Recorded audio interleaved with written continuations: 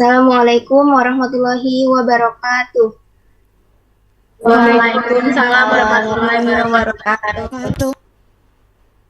Yang saya hormati Bapak Bahar Amal SPDMN selaku dosen pengampu mata kuliah Literasi Digital Lanjutan 2, Blockchain dan Cloud Computing, dan yang saya banggakan teman-teman kelas 3C Pendidikan Bahasa dan Sastra Indonesia. Pertama-tama, mari kita panjatkan puji syukur atas kehadirat Allah Subhanahu wa Ta'ala yang telah melimpahkan rahmat dan karunia-Nya sehingga kita dapat berkumpul kembali dan belajar bersama pada hari ini. Pada kesempatan ini, kelompok 7 akan mempresentasikan pemrograman Python yang telah kami buat. Next slide.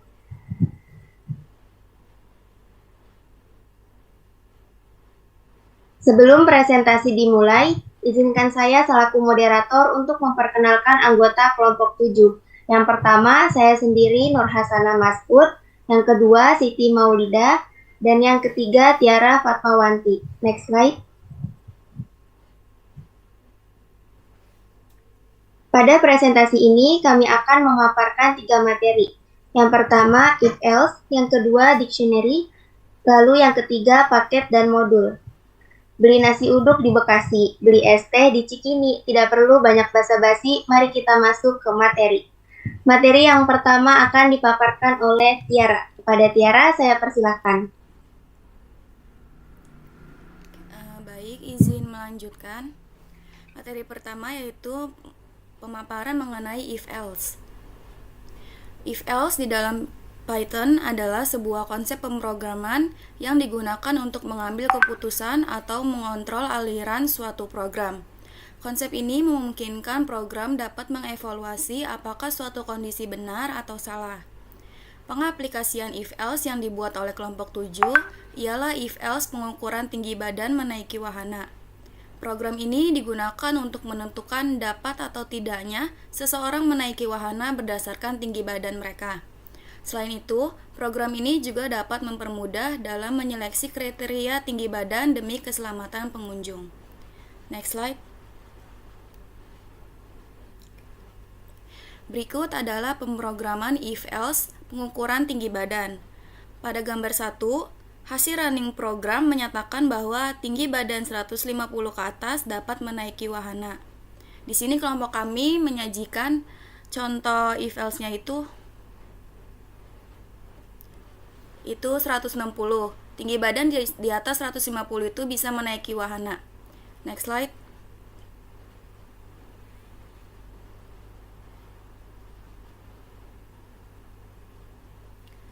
Lalu pada gambar 2 hasil running program menyatakan tinggi badan di bawah 150 tidak dapat menaiki wahana. Next slide.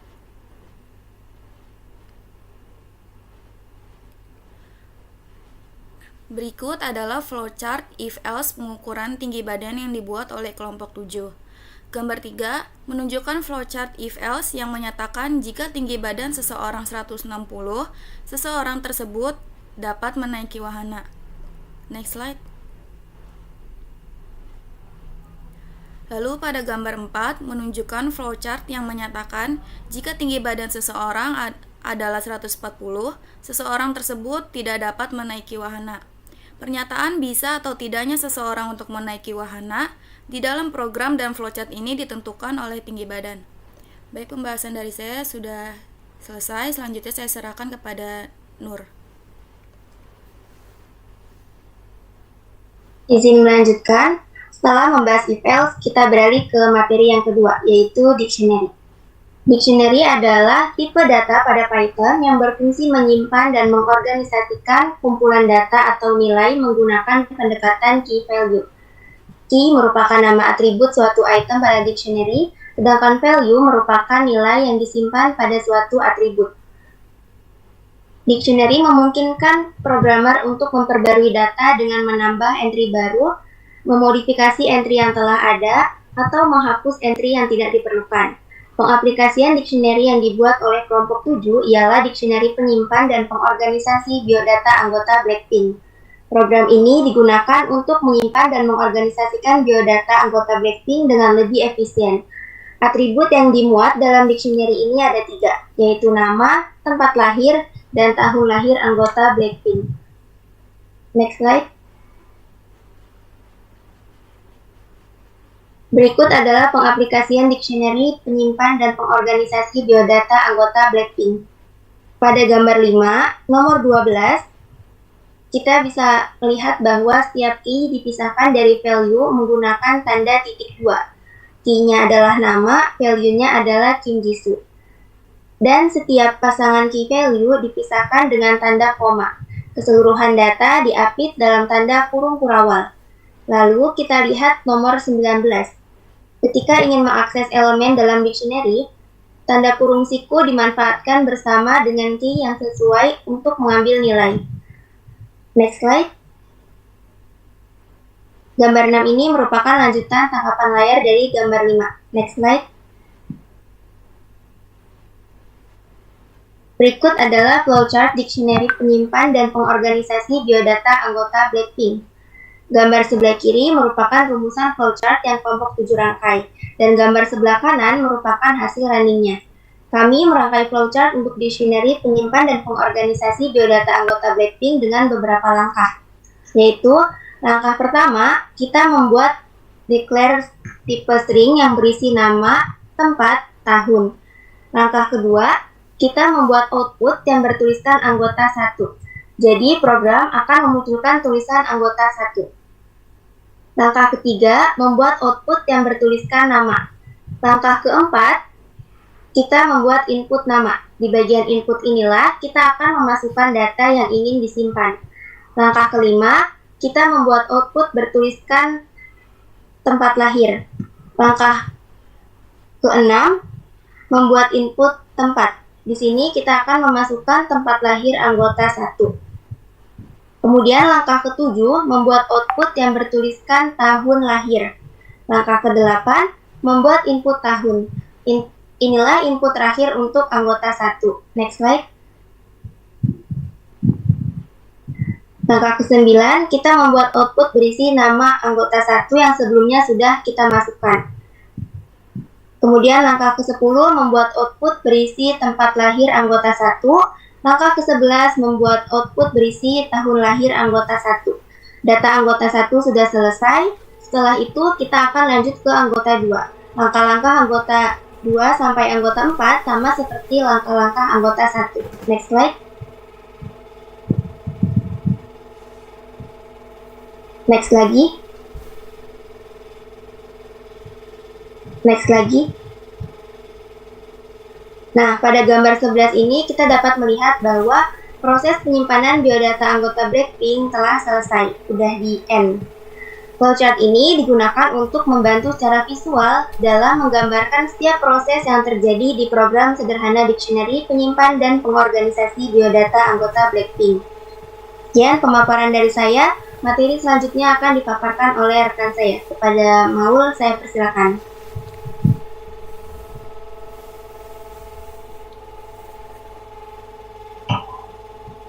Baik, terima kasih Nur. Selanjutnya ada paket dan modul. Yang pertama paket adalah kumpulan modul Python yang terletak dalam sebuah folder dan memiliki modul konstruktor atau init PY.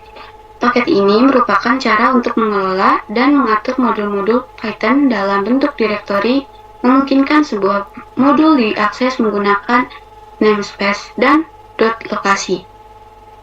Yang kedua, ada modul.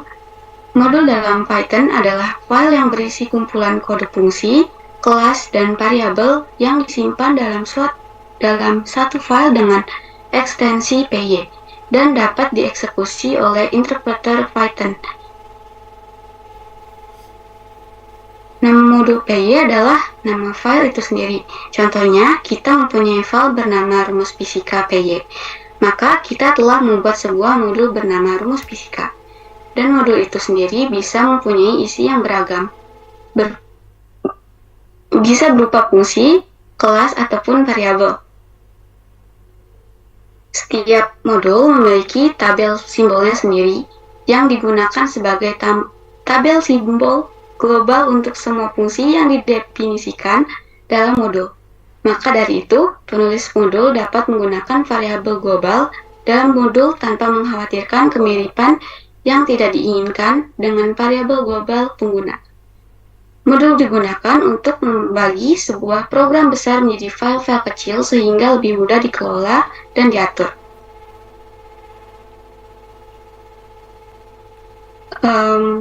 Selanjutnya, dalam program sederhana paket dan modul ini diaplikasikan.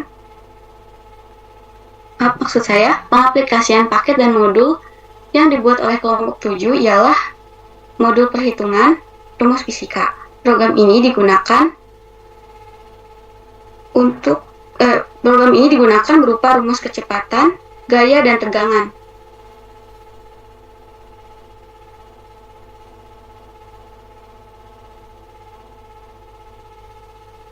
Selanjutnya, pada gambar 12 adalah pengaplikasian paket perhitungan rumus fisika. Menunjukkan program paket berupa operasi rumus fisika yang akan dijalankan. Lalu pada gambar 13-14 berupa flowchart paket operasi rumus fisika yang meliputi kecepatan, gaya, dan tegangan.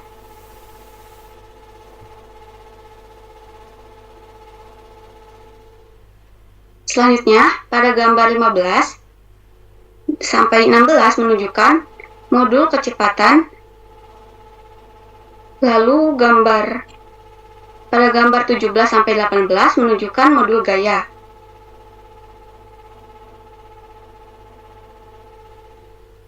Selanjutnya, gambar 19-20 menunjukkan modul tegangan.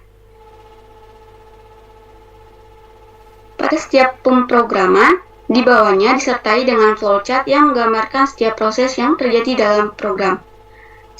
Sekian dari saya kembalikan lagi kepada moderator. Terima kasih. Baik, pemaparan materi sudah selesai. Sesi berikutnya adalah diskusi. Kepada yang ingin bertanya, kami persilakan.